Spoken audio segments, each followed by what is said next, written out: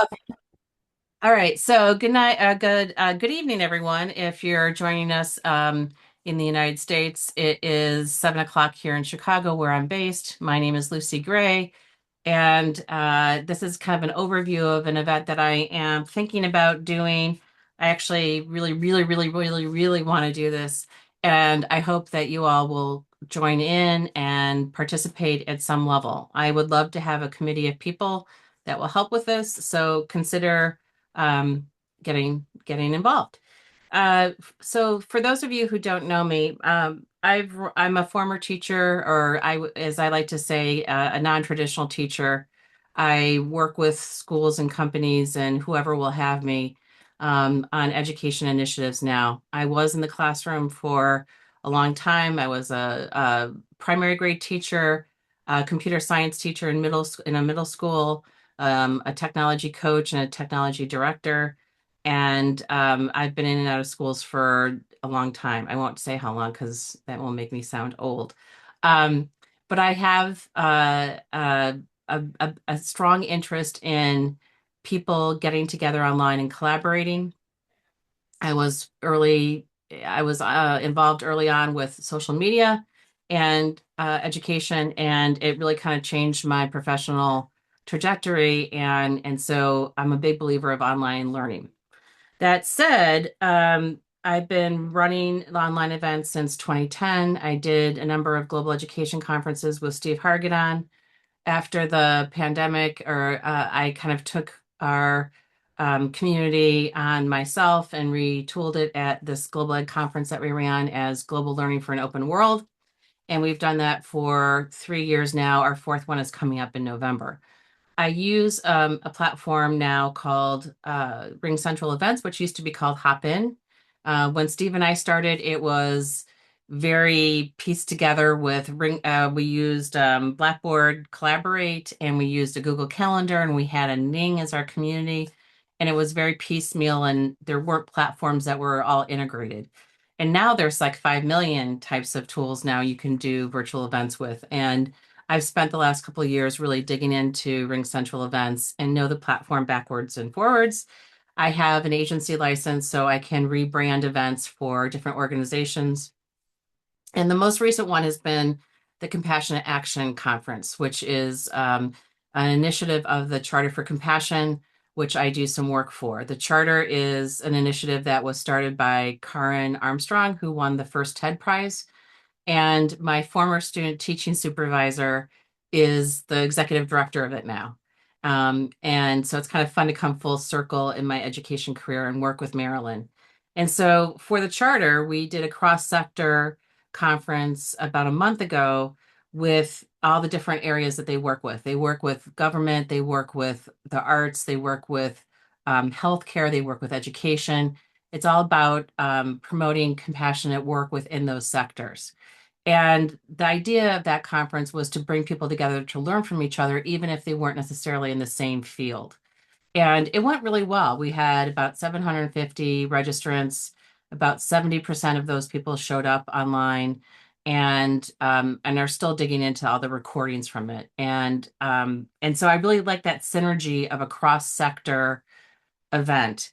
One person who wants to get involved with the conference thought we should just focus on education, which we could do. But I think this is, as somebody mentioned in our first meeting today, this is about activating people to become more active in their communities and joining the I don't want to say fight because that's an aggressive word, but joining the movement to preserve our democracy. So I was thinking of doing this in September. I think that will be much too ambitious. So, we're going to try and do this probably in January, I'm thinking. And we want this to be practical and actionable, and people come away with different tools, resources, and communities that they can be involved with in terms of protecting what we have here. So, I think if you're here, you know that we're facing a lot of challenges right now to our democracy in terms of leadership, but also in terms of the civic conversation with people. We are this one organization I was looking at, 72% of the world population now lives under some sort of autocratic governance. There's a trend. It's not just here in the United States. And I think it's really important for Americans to understand that this is something that's been evolving over a number of years. And I think if we'd had our eyes open, we might have seen it coming a little bit. And we also have another problem with people not being able to trust the news and the politicians and that sort of thing. And so how do we take ownership of this? And our the people who are here right now are educators. And how do we bolster the foundation of a democracy through education too, I think is another question that I would love to explore through this. So that's kind of the impetus for this. Um, I've done a little bit of AI generated research, and there's not a lot of conferences that kind of fit the description that I'm talking about. You see government and academic conferences out there that are very high level. They're not necessarily inclusive. They're exclusive to those people that work in those fields or are at those levels. And or they tend to be kind of single sector kinds of events that are really focused on, science and research or education. And I think it would be really great for all of us to get in the same room, so that we can activate to be more active citizens. So that's the kind of the vision for it. I envision that we'll have educators and civic learning people, business leaders, corporate citizen, social responsibility people in corporations, activists and organizers sharing their works and their work and their strategies to people. And so any of these kinds of people, we're all welcome to be part of this. And again, we want this to be practical. What can you do now? I think for your own sanity in this scenario right now too is, what can you do to say that you took action? And you try to preserve what we have. So I think it's a personal thing, but it's also I think people need some relief and some way to vent their energy towards the things that they're finding frustrating and scary. And at the same time, how do we build that collective action that actually does make an impact? So that's where I think we can go with this. Um, the conference I also see as an opportunity for people to find each other, whether it is people who want to partner together to do an event outside of our conference or um, support the work of another organization. I think it's people can learn a lot from uh, from the kind of events that I've done in the past. Networking is a huge part of this, and how can we form collaborations and coalitions that will further impact work in this area. So that's another big part of it. The platform that we use, Ring Central Events, has really great networking tools. There's a speed networking meeting kind of tool.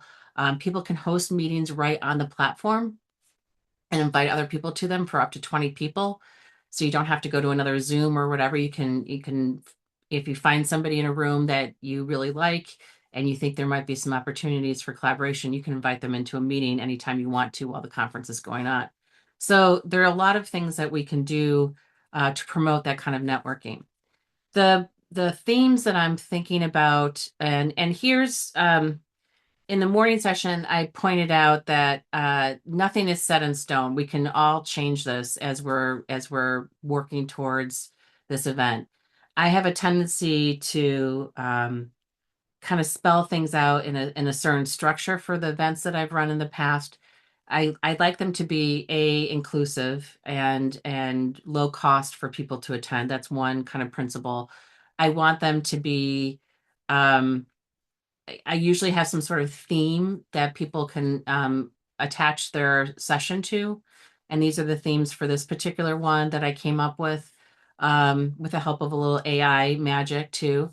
And and so this is there's kind of a basic structure that I follow when I produce an event, and I can get things going pretty quickly in order to get I know the bones of these kinds of events and can put that together pretty quickly without necessarily a lot of help. Where the help comes in is the refinement of these ideas. I need people like yourselves to help with the ideas, to help get the word out to other people, to present ideas and resources during our sessions. And I think we can get this going pretty quickly if we want to do it, given that I kind of know how to do the bare bones of an event.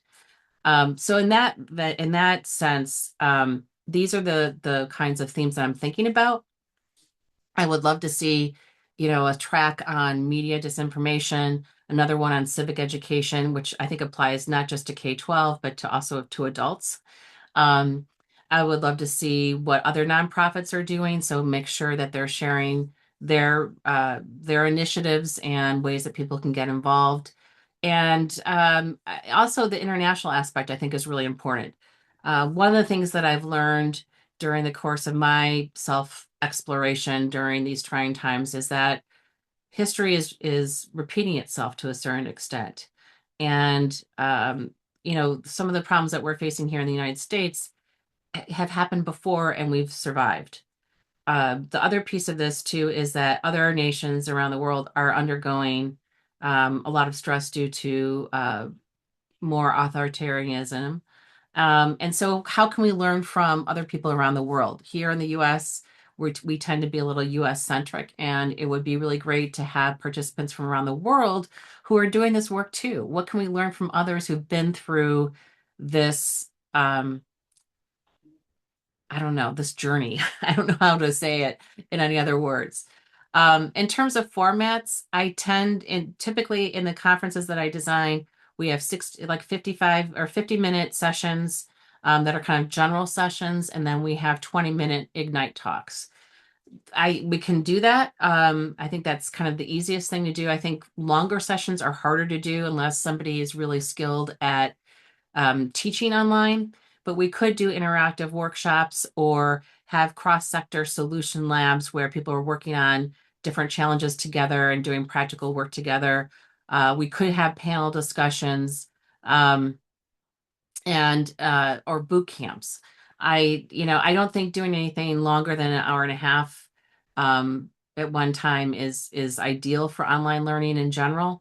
The shorter things tend to match people's attention spans a little bit better. I was mentioning earlier today that I was in a 5-hour Zoom for a course recently, and it was exhausting. And so we have to be kind of mindful of some of that too. uh, Generally, I like to have sessions that are live, but also people have the option to do asynchronous sessions so that if their time zone doesn't match when we're having live sessions or they're busy, they can submit something and still participate. And that we did that with the Compassionate Action Conference in May, and that worked really well. We had live sessions during the US time zones. We started at noon on one day and went to 9 o'clock at night, my time, and then we started the recorded sessions from 10 o'clock through 6 o'clock or 7 o'clock in the morning in central time zones. And so there was always something going on. It wasn't necessarily live, but there were things to do and watch. And that way and then we went from like 7 in the morning to 4 o'clock in the afternoon or something like that for the next day. And that way, people in certain corners of the world could also present live if they wanted to. So, for instance, we usually get a lot of people from India presenting at 7, 8 in the morning our time because it's a convenient time for them. They're about 12 hours ahead, I think. Um, so so that's kind of how the sessions have worked in general, but we can decide on this and decide what's manageable. I usually have a keynote and then a couple hours of general sessions with 4 or 5 sessions per hour. And then we have a featured speaker or another keynote. That is the only session going on during that particular hour. Sometimes we also have had an expo, a virtual expo. We have virtual booths that we can put together, and we'll have a dedicated hour potentially for people to go visit the booths and informally meet with some of the people who are partaking in that. So those are some of the kind of the features that we can do along with this. I'm not married to that schedule at all. It's almost like drinking out of a fire hose. So if people want to, um, if we want to simplify it and not have so much content going on at once, that's totally fine.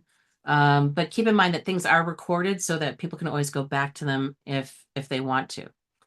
Um, Typically with Glow, the first year we did Glow, when I did it with Steve, when I did the Global Education Conference with Steve Hargadon, it was hard to tell how many people we had because we didn't have a system that measured that sort of thing. With Glow and using Ring Central events, we have a lot more analytics in terms of things. Typically, half the people who register show up. So for the Charter for Compassion conference, to have 70% people show up was pretty good.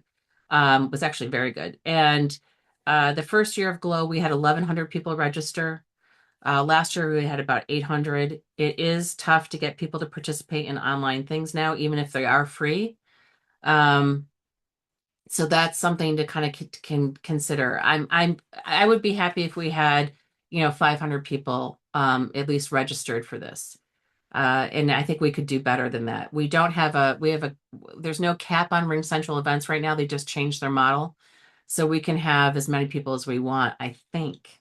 Or at least it used to be 1,000. Now they've changed it. And it's a little blurry to me because I'm in the middle of my contract with them, what applies to me, but we can have at least 1,000 people, I'm guessing, be attending the conference, and we can have more that are registered, if that makes sense.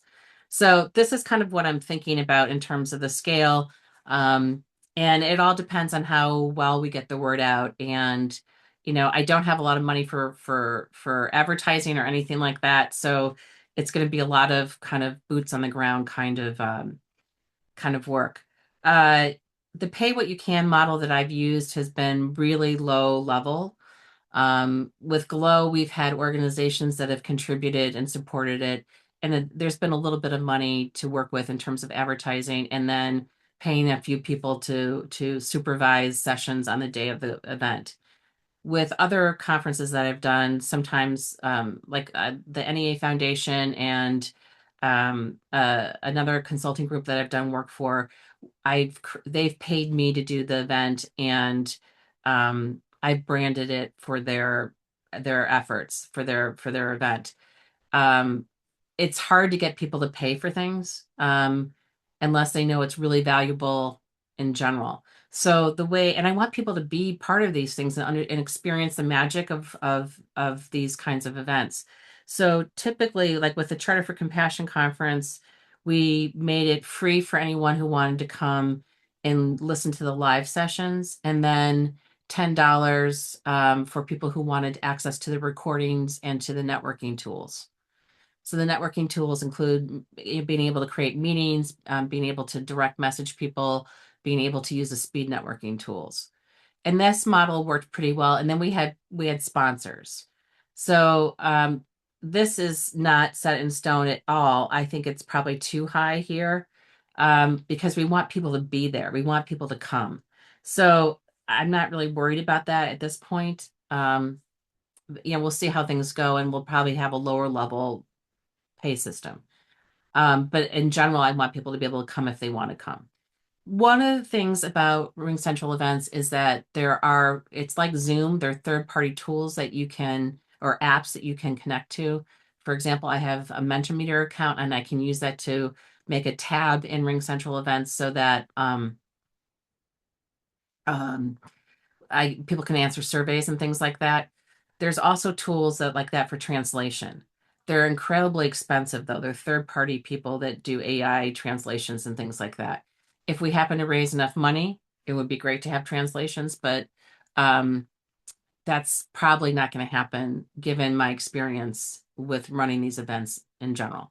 So these are kind of some of the things to think about as we want to make it as accessible and as inclusive as possible.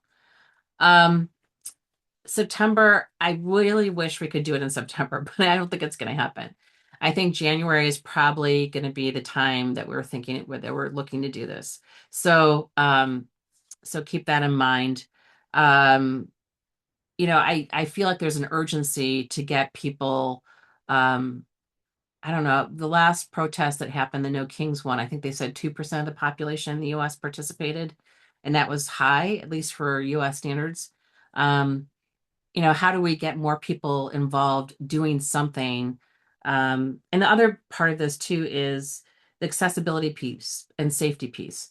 I think people are probably a little nervous about their own safety given what's been going on here in terms of anti-Semitism and that sort of thing, and violence. Some people want to do more, particularly older folks, and they may not have the stamina or the wherewithal to participate in something physically.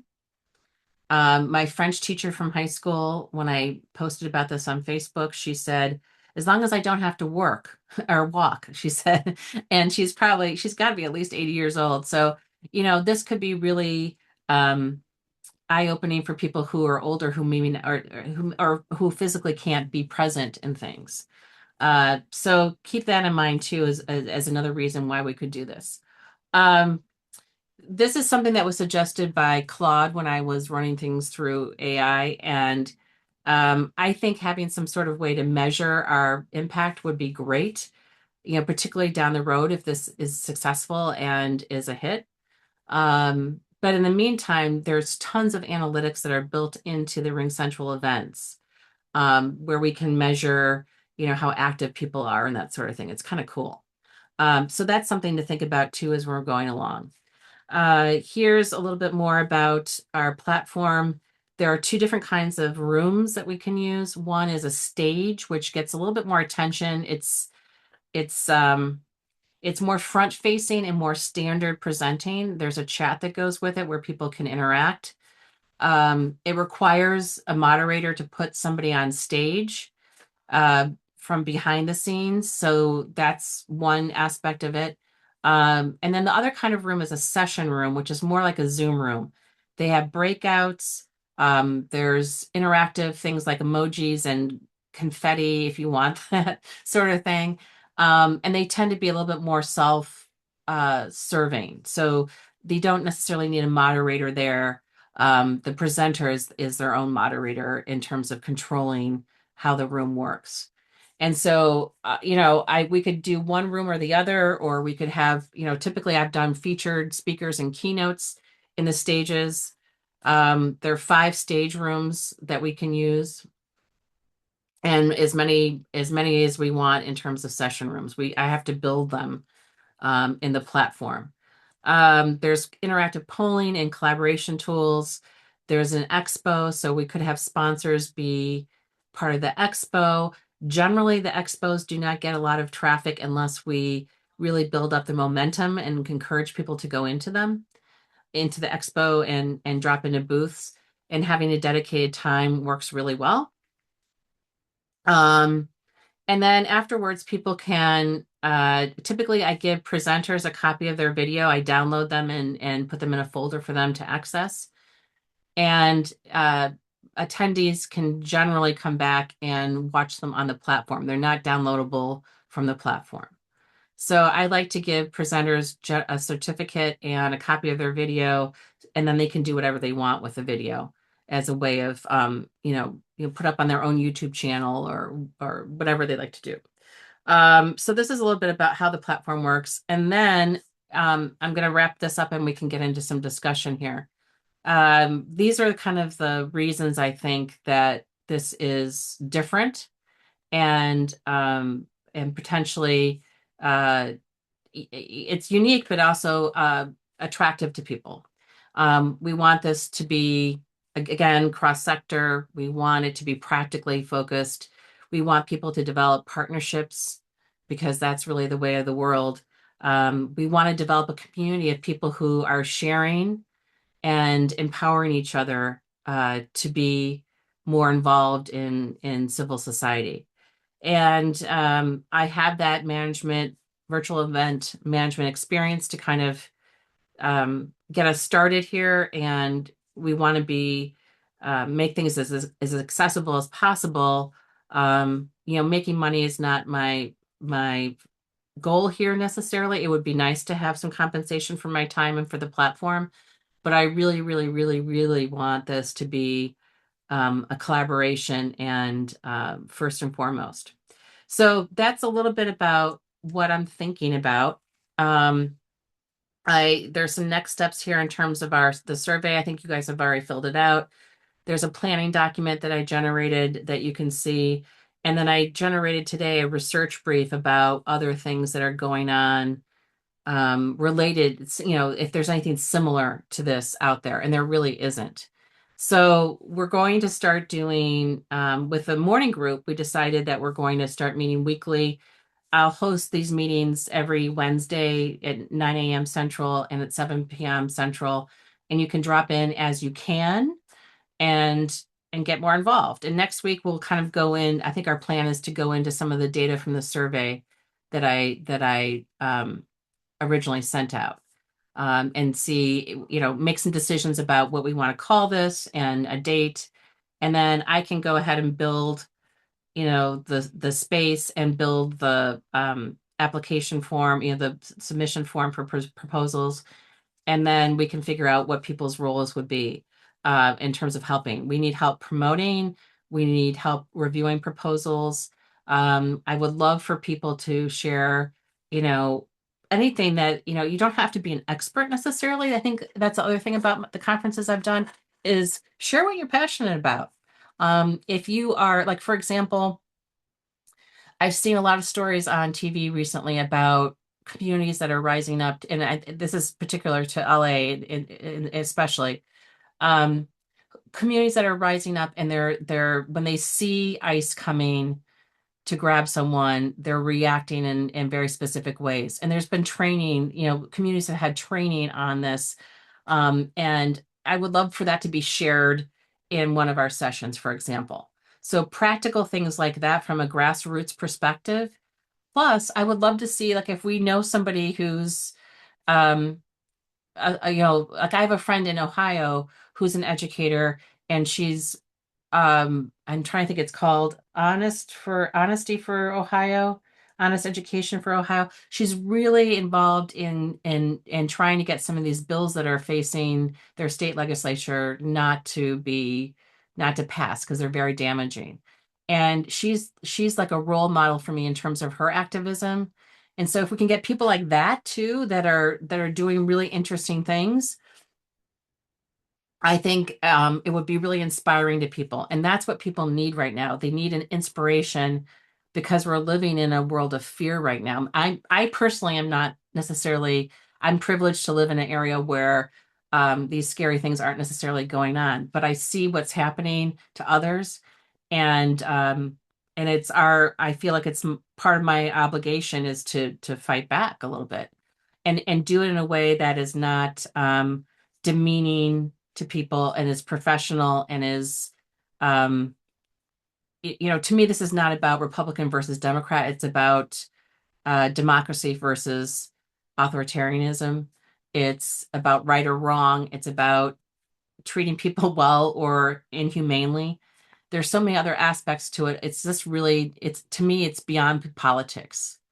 And so how can we band together to take advantage of technology and knowledge and humanity to,